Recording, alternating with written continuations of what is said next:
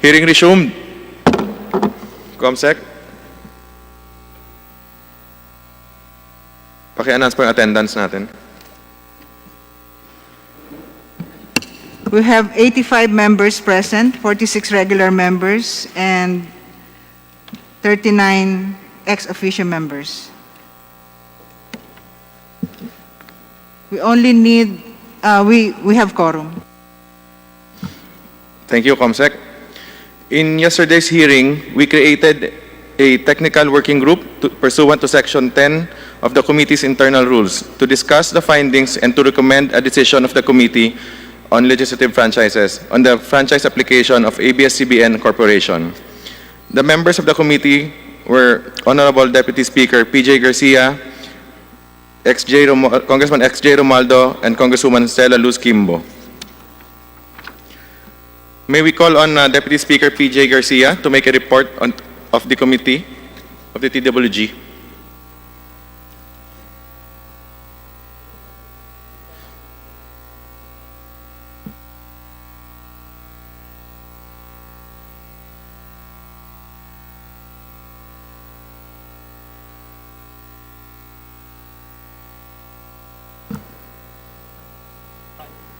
Okay, Mr. Chair. Ayan, please proceed po.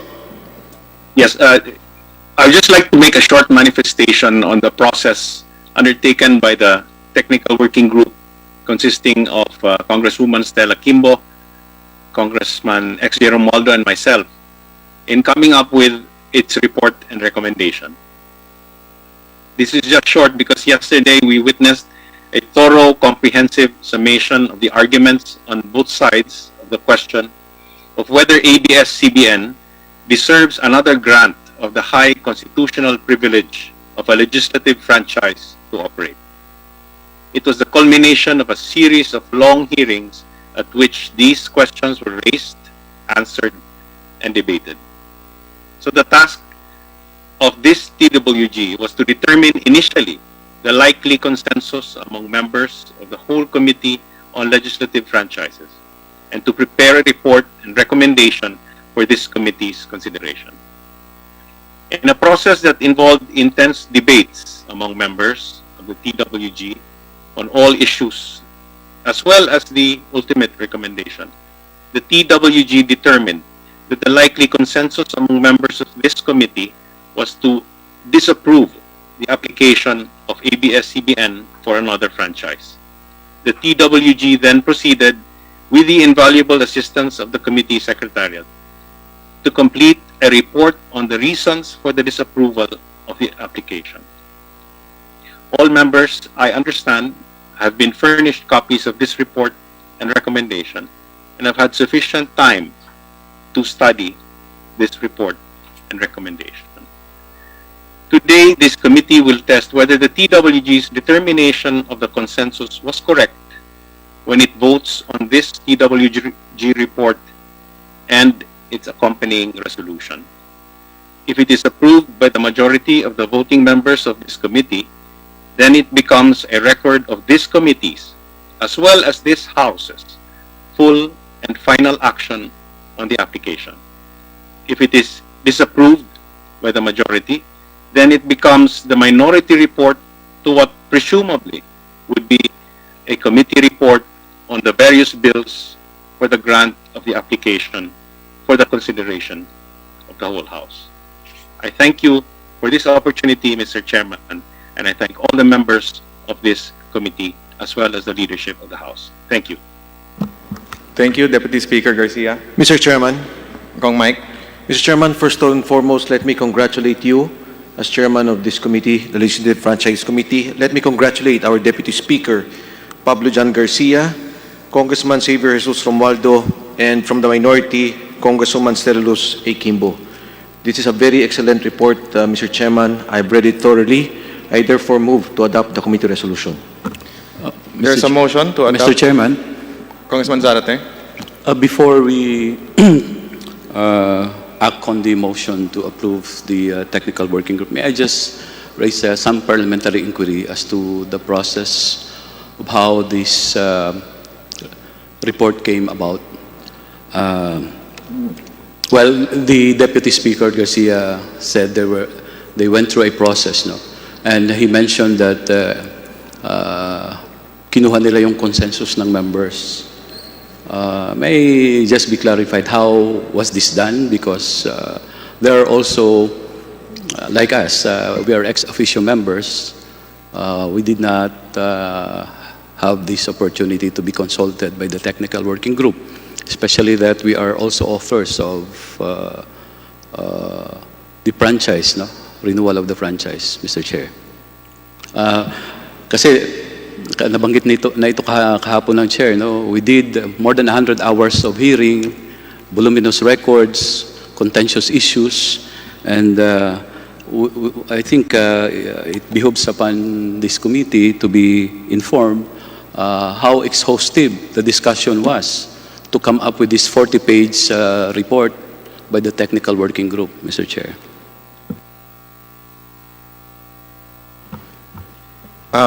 Deputy Speaker Pablo Garcia, would you care to respond to the question of Congressman Zarate? Yes, Mr. Speaker. Mr. Chairman, rather. The consensus was determined by the technical working group by consulting some of the members, and although not all members were consulted, because you know, the inclinations of a lot of the members could already be determined from their conduct during the hearings, the questions they raised, and the points that they argued. Also, this consensus was arrived at after consultation with leaders of blocks in the House. Anyway, Mr. Chairman, this vote that the committee is about to take will determine whether the TWG's initial determination of the consensus is correct or not. We are not shutting out anybody here, because the members, all members, can still vote on whether to accept or to reject this TWG report and recommendation. Mr. Chairman. Mr. Chairman. Congressman Barsaga? Siguro, Mr. Chairman, alam naman natin na itong committee hearing natin tungkol sa prangkisa ng ABS-CBN ay naiiba sa mga committee hearing na ginaganap natin. This is a well-publicized hearing na lalaman at nakikinig at sumusubaybay hindi lamang ang ating mga kapwa kinatawan, whether members or not members of the franchise committee, pati na ang taong bayan. At sa aking pananaw, siguro naman sasabihin ng mga kasapi ng technical working group na kahit na maraming issues, I am absolutely certain that like the ordinary people, they are carefully watching kung ano ang mga proceedings natin, at sa tingin ko, alam nila kung paano ang gagawin sa kanilang technical working group, pati na ang kanilang report. Maraming salamat, Mr. Chairman. Mr. Chair. Kong Mike? Mr. Chairman, nais ko lang pong idagdag, kasi po dito po sa committee report, dito po ang tatlong tao na nakapirma, si Deputy Speaker Garcia, ang tumatayong tagapamahala ng technical committee. At para po sa majority, si Congressman XJ Romualdo. Sa minority po, ang nakapirma ay si Congresswoman Stella Kimbo. In fact, she voted against the committee report. Ang nais ko lang po sabihin, Mr. Chairman, sa party po ng majority, yun po ang responsibilidad ng mayorya. Sa minority, of which the Honorable Abante is our minority floor leader, which includes the Honorable Sorate, sila po ang dapat mag-usap sa minorya kung ano ang kanilang posisyon, kung meron man, Mr. Chairman. But as far as the majority is concerned, andito po nakapirma ang tatlo at may representasyon ang ating minorya. Thank you, Mr. Chairman. Thank you. With that, Comsec, pwede po ba ninyo mabasa yung title ng ating committee resolution?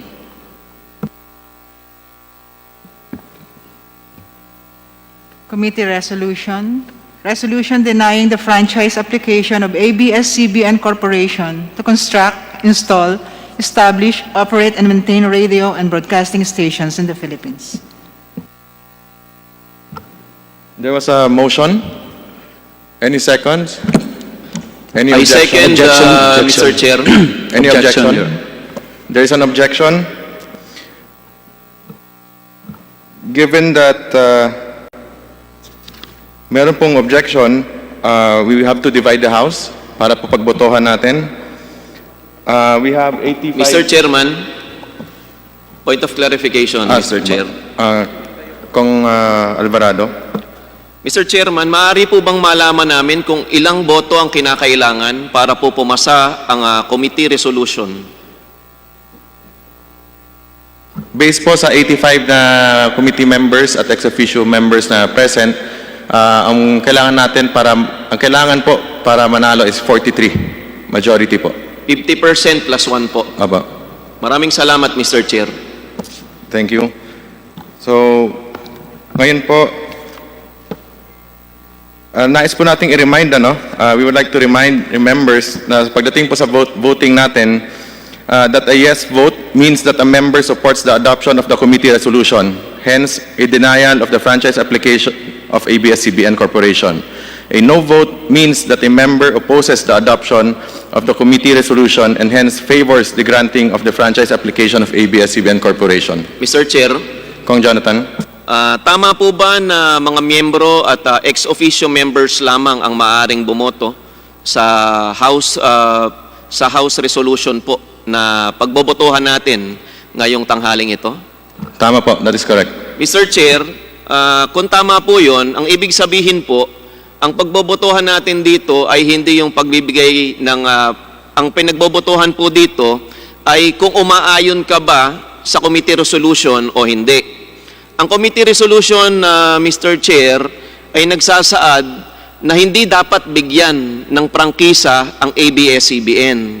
Kung sa gayon, Mr. Chairman, para po sa kaalaman ng ating mga kasamang members at ex-officio members na boboto po ngayong hapong ito, kung po kayo ay mag-yes, ang ibig sabihin po ng yes na boto po ninyo ay sumasang-ayon kayo sa committee resolution na huwag bigyan ng prangkisa ang ABS-CBN. Kung naman po tayo o isa sa atin ay boboto ng no, ang ibig sabihin po ay tumataliwas tayo sa committee resolution, hindi tayo umaayon sa committee resolution at nais po ng membro na bigyan ng prangkisa ang ABS-CBN. Tama po ba yon, Mr. Chairman? Tama, Kong Jonathan, at maraming salamat sa napakalinaw na pag-explain. Maraming salamat, Idol Chairman Chicoy Alvarez. Mr. Chairman, Mr. Chair, Kong Abante. ibig sabihin, yung pagtanggap ng resolution na yan, hindi yung do you accept the resolution as filed or written, no? Therefore, kasama na rito yung pagboto mo if you are for the franchise or against the franchise. That's correct. So therefore, Mr. Chairman, pag ang boto po ay no, ulitin ko po pag ang boto po ay no, ibig sabihin that you do not want ABS-CBN to continue. Baliktad po. If you vote no, you are in favor of ABS-CBN to continue. So ganito, kung pabor po ako na magpatuloy ang ABS-CBN, no dapat ang boto ko. Tama po. Kung ayaw ko nang magpatuloy pang ABS-CBN, yes dapat ang boto ko. Tama po. Salamat po, salamat po. Thank you, Kong Abante. Ngayon po, punta na po tayo sa votation. All those in favor of the adoption of the committee resolution denying the franchise application of ABS-CBN Corporation, please ask to be counted. Ilinawin ko lang po, marami tayong manners, hybrid tayo ngayon, manners ng votation. Pwede pong text, pwedeng Viber, email, at physically present po. The committee secretary is hereby directed to count the votes and record the same.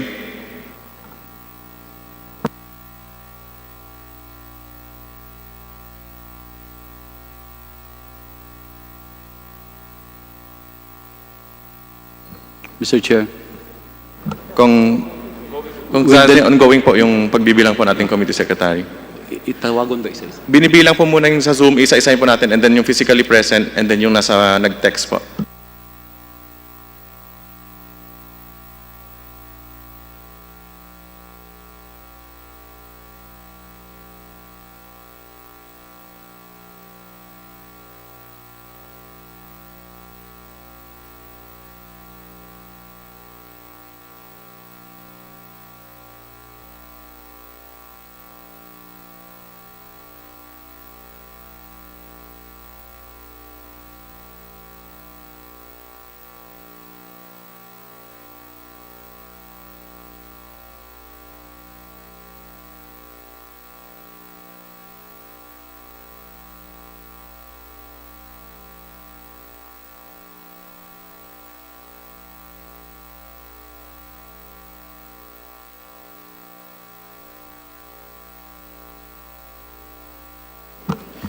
Hearing resumed.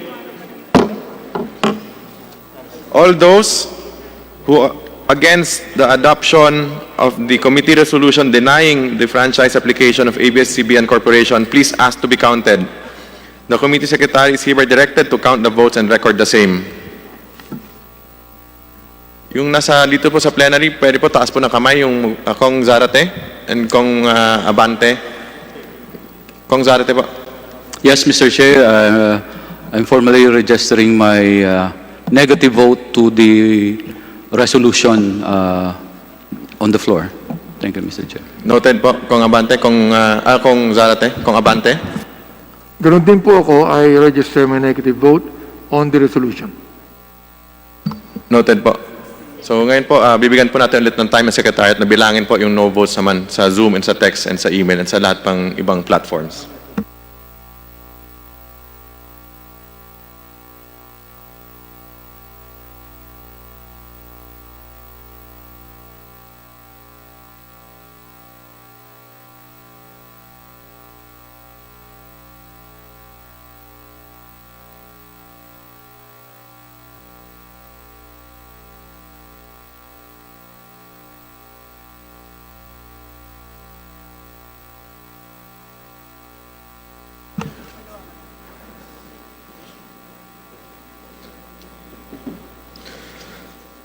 Next po natin, all those who abstain from voting, please ask to be counted. The committee secretary is hereby directed to count the votes and record the same.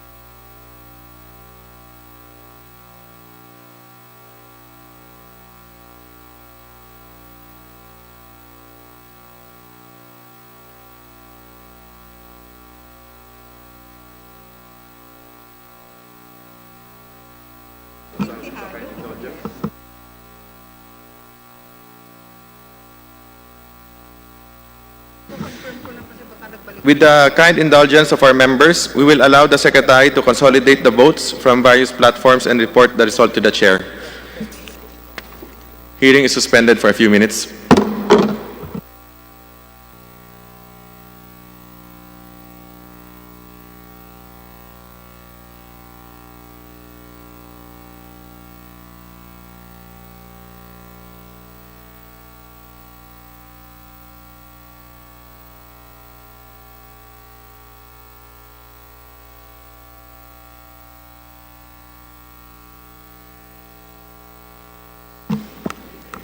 Hearing resumed.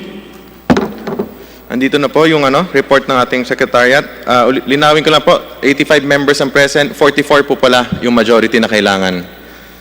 So, ang nag-yes, 70. Ang nag-no, 11. Dalawang nag-inhibit, isang nag-abstain.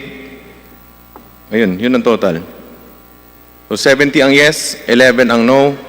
Dalawang nag-inhibit, isang nag-abstain.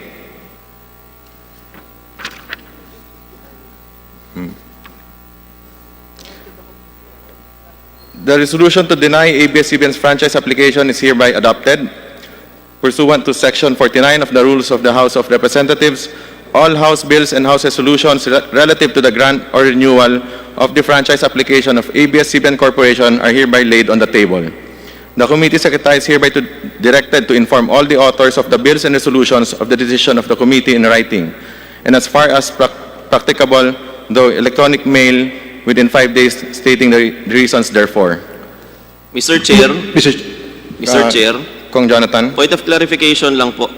Ano po ba ang ibig sabihin ng laid on the table, Mr. Chair? Comsec. Committee Secretary. Para sir na, na siya, kill. Maraming salamat, Mr. Chair. Ibig sabihin po, itong usapin patungkol sa pagre-renew ng application ng ABS-CBN ay hindi lang po isinantabi. Ito po ay tinapos na ngayong araw na ito, Mr. Chair. Tama po ba? That is correct. Kong Defensor. Mr. Chair, in parliamentary courtesy, when a bill is being approved, we don't necessarily vote no because we just lay it on the table just to make it stay in the committee. But technically, Mr. Chair, for a franchise application, the effect would be to kill the application of the franchise. But it is still in our rules laid on the table. And Mr. Chair, as this is a historic moment for the House of Representatives and of course for the Filipino nation, I move that all members, Mr. Chair, who voted for the adoption of the committee resolution be made as co-authors. I so move, Mr. Chair. There is a motion to include all members of the committee who voted for the adoption of the committee resolution denying the franchise application of ABS-CBN Corporation. Any second? I second, Mr. Chair. Is there any objection? Who voted, not present? I'm sorry. I withdraw my objection. Without any objections, motion is approved.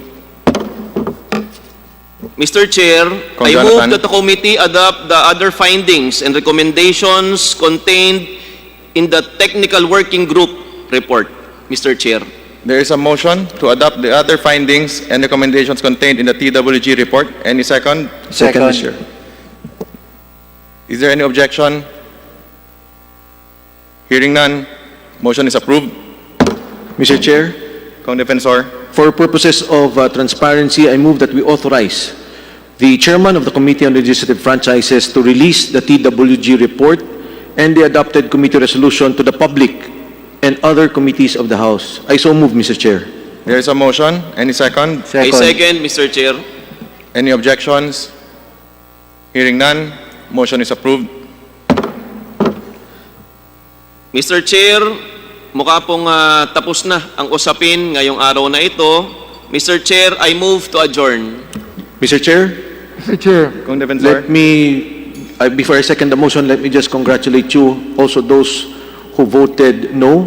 The members of the minority are all here. Those who have worked for the 11 hearings, the 12 hearings, Mr. Chair. Let me congratulate you, Mr. Chairman, again, and the TWG group. I second the motion, Mr. Chair. Mr. Chair, before we adjourn, Yes. I just want to be clarified if this committee report will still be... I just want to be clarified if this committee report will still be presented to the plenary, not anymore. Hindi na po. This is it, no? Okay. Mr. Chair, Kong Garin. Mr. Chair, we are in receipt of some text from fellow members from the minority who would like to insert explanation of their vote. Yes, Just a pwede moment, po please. i-submit na lang po sa committee. Thank you. Thank you, Mr. Chair. As there are no other matters to discuss and there's a motion to adjourn, duly seconded, hearing is adjourned.